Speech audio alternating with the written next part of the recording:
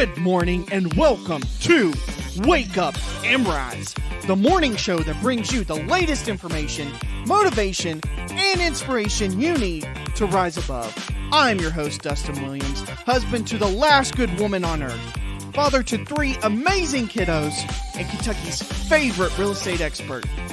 Each episode is designed with you in mind, providing you with insightful tips, daily inspiration, and strategies to succeed. So grab your cup of coffee, settle in, and let's rise together because it is time to wake up and rise. Good morning, risers. What is up? Dustin Williams, your host here of the Wake Up and Rise show. It is August the 28th. It is 6:31 a.m. And again, I'm here in my makeshift studio, here in my home office of my new to me old home with the heater going in the basement. Yeah, back to that again. I have a fantastic show planned for you guys. So I'd like to welcome you back to another episode and just let you know today we're diving into a topic that's always on everybody's mind: saving money. Whether you're looking to build an emergency fund, save for that dream vacation, if you want to save for your next real estate dream, or just make sure you're not living paycheck to paycheck, today's episode is packed with tips and strategies to help you master the art of saving. So grab your cup of coffee and let's get started. But before we do that, it's Wacky Wednesday up in here. Wanted to share something fun and real estate related, a funny story. You guys all know how the market is these days. And you know, people, it's hard to get your kids out of your house these days, it seems like. I mean, hey, look, my parents let me stay in the house for a long time, way longer than I probably should have. But you'd be surprised. Maybe you wouldn't be surprised about how many adults can't afford to buy a home, so they end up living with their parents. It's pretty common these days. And the boomers are, some of them getting tired of it. In California, in San Jose, California, there is an older couple, boomers, who they bursted instead of waiting on the bubble, right? They went to the real estate agent who was trying to help their 32-year-old daughter, move out of their house and buy her own house. And, well, she couldn't give them a lot of information because as real estate agents, we have a lot of rules and regulations. We have to protect our client, and that means privileged information is not privy to people that's not part of our contract or part of our deal, right? And so mom and dad went to the agent and, said, hey, we are tired of her living in our house, and she's been there a year, and we want to get rid of her. We want her out.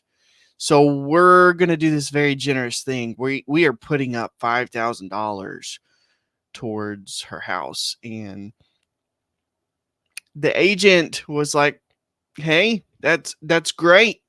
That's great. That's such a nice gesture. That's so wonderful.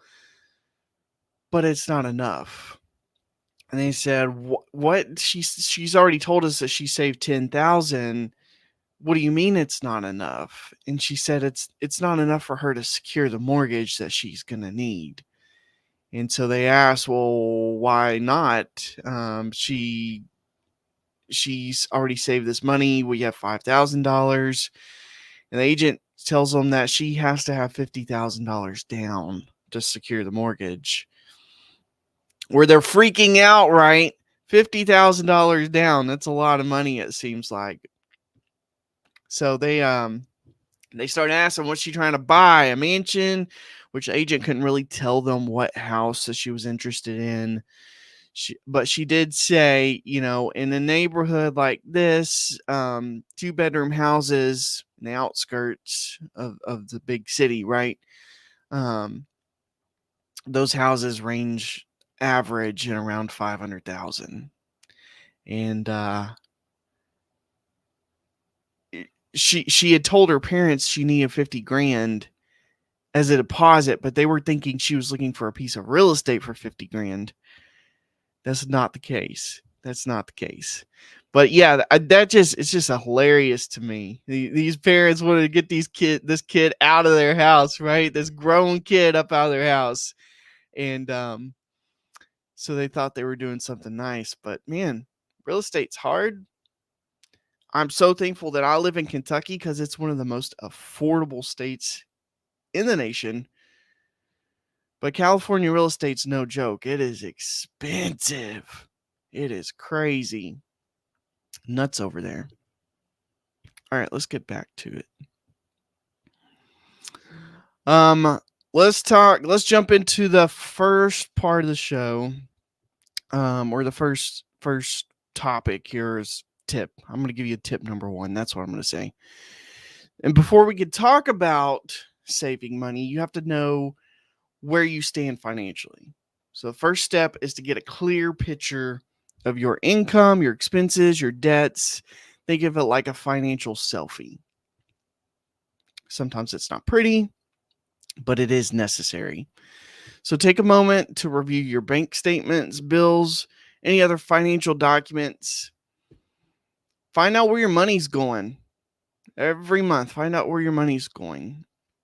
Do you have subscriptions that you forgot about? Do you eat out way more than you should and more than you like to admit? I know I do. The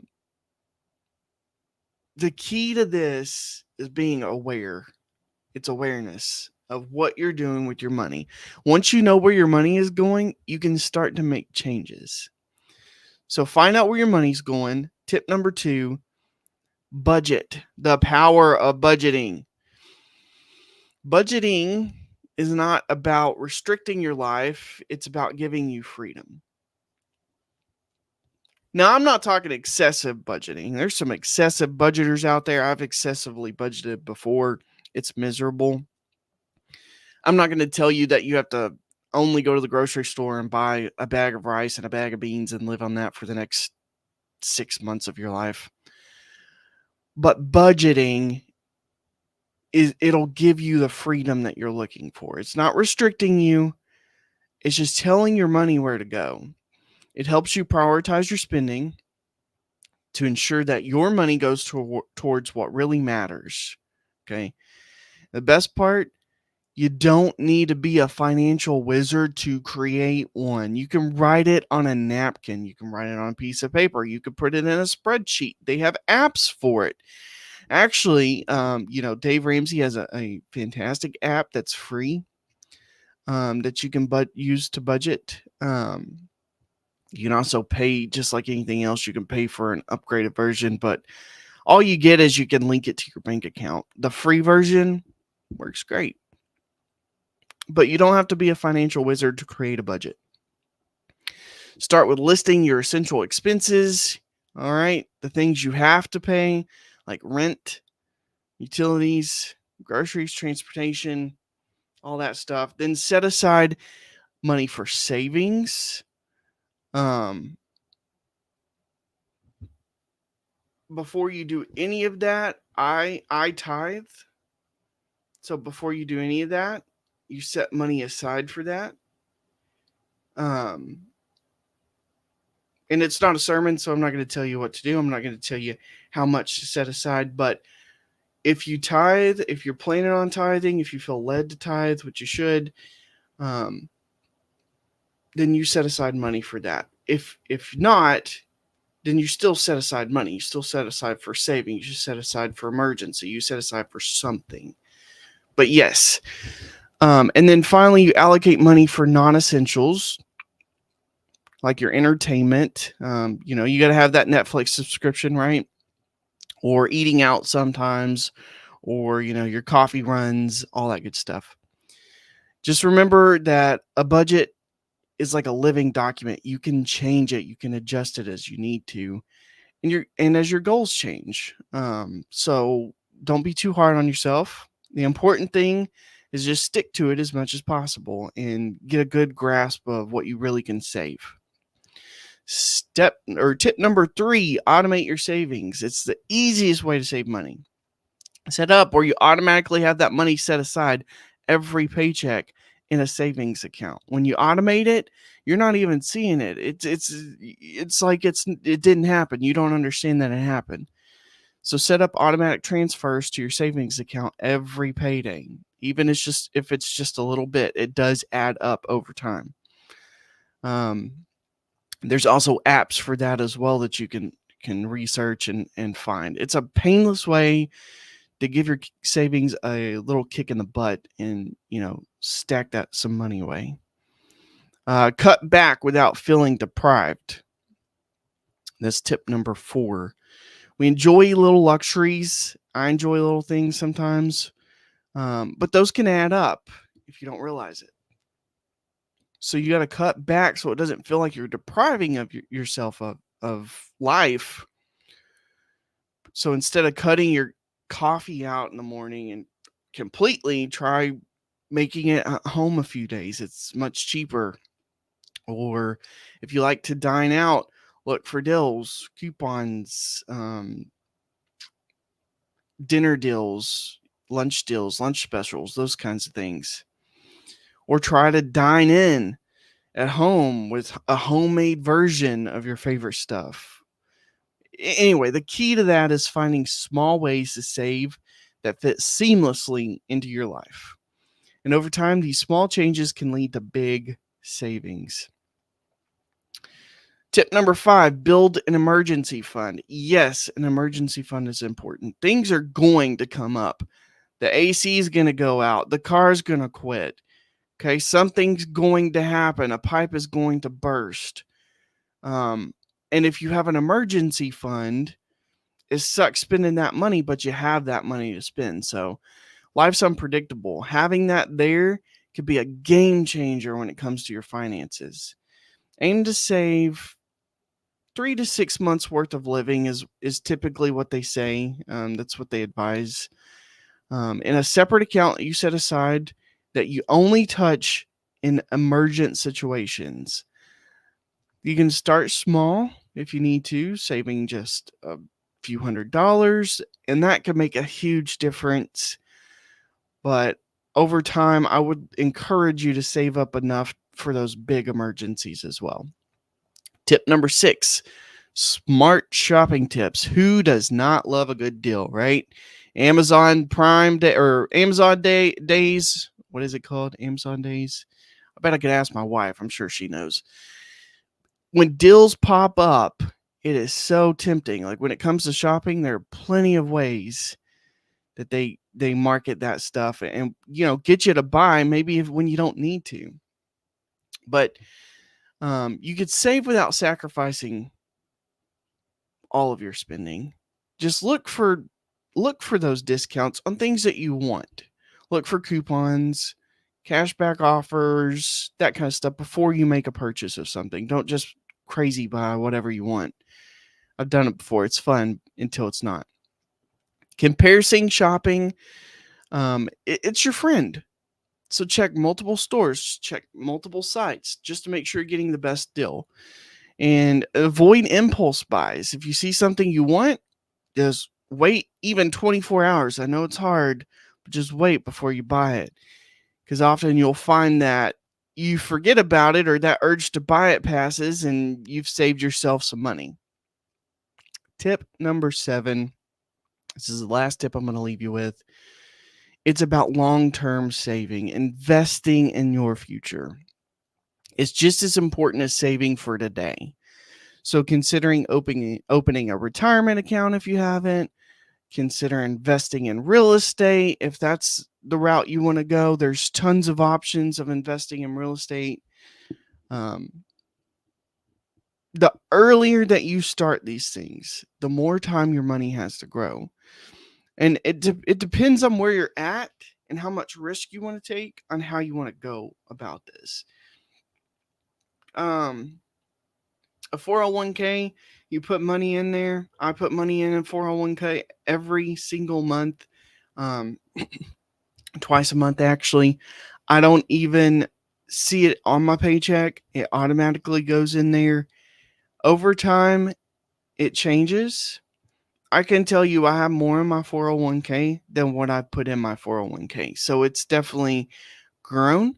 I also don't check it every day because it will drive you crazy seeing the ups and downs of investing your money. But it's a pretty safe option for the most part for most of us. And I'm not a financial advisor, but it's a pretty safe option for most of us. There are riskier things.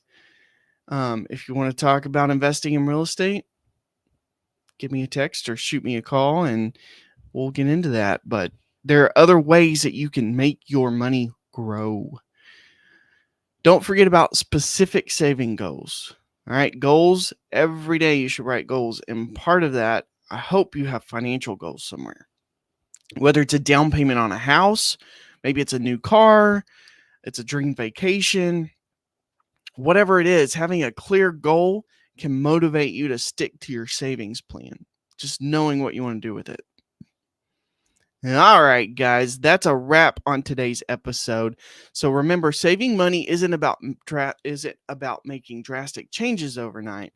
It's about making small, consistent changes that add up over time. So start today, and your future self will thank you.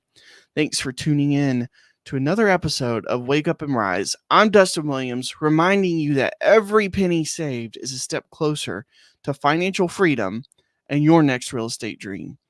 Until next time, guys, stay motivated, stay focused, and keep on rising. I will be back here tomorrow morning with another episode of Wake Up and Rise. Until then, have a great day and get out there and shine today.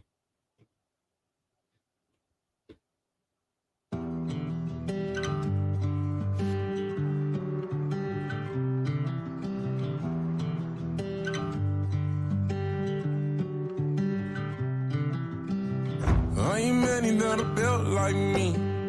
I'm the last of my kind. Grew up on the back road, baby. I know how to survive. Being out with the young guns blazing, so you better not try. You'll never find another like me. I'm the last of my kind. I'm the last of my kind.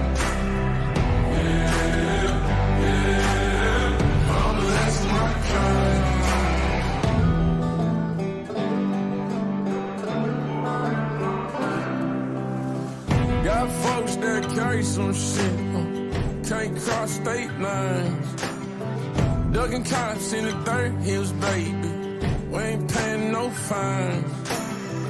If you're coming to the sticks, then maybe bring a 4-wheel drive.